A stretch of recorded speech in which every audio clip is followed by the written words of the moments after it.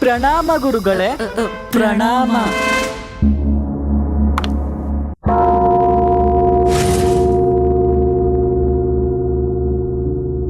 ಏನಾಯ್ತು ಪಂಡಿತ ರಾಮಕೃಷ್ಣರೇ? ನನಗೆ ಅರ್ಥ ಆಗ್ತಿಲ್ಲ ಮಂತ್ರಿಗಳೇ. ಮನಸ್ಸು ತುಂಬಾ ಭಾರ ಆಗಿದೆ. ಏನೋ ಕಳ್ಕೊಂಡಿದೀವಿ ಅನ್ನಿಸ್ತಿದೆ. ಒಂದ್ ವೇಳೆ ಈ ರೀತಿ ಅಲ್ವಲ್ಲ, ಗುರುಗಳು ಇಲ್ಲಿ ಇಲ್ದೇರೋ ಇರೋದ್ರಿಂದ ನೀವು ಬೇಜಾರಾಗಿರ್ಬೋದು.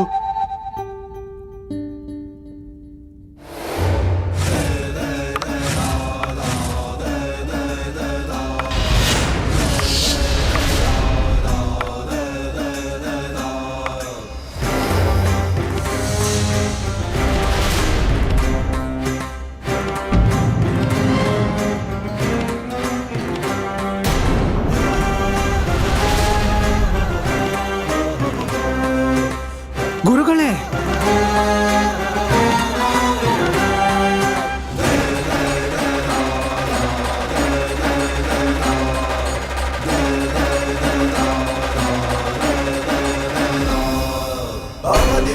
ಪ್ರಣಾಮ ಗುರುಗಳೇ.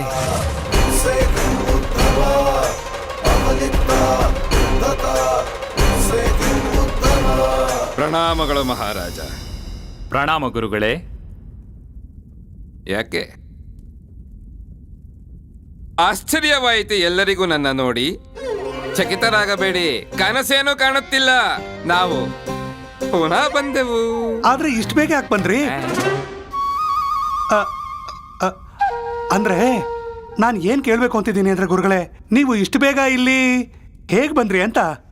ಹಾ, ಮಹಾರಾಜರು ನಿಮ್ಮನ್ನ ಬಹಳ ಅಪೇಕ್ಷೆಯಿಂದ ಕರ್ಕೊಂಡೋಗಿದ್ರು. ಆದ್ರೆ ನಿಮ್ಮನ್ನ ಅಷ್ಟು ಬೇಗ ಹೇಗ್ ಕಳಿಸ್ಕೊಟ್ರು? ನೆನಪಿಲ್ಲ ನಮಗೆ. ನಮಗೂ ಅದು ಆಶ್ಚರ್ಯವೇ.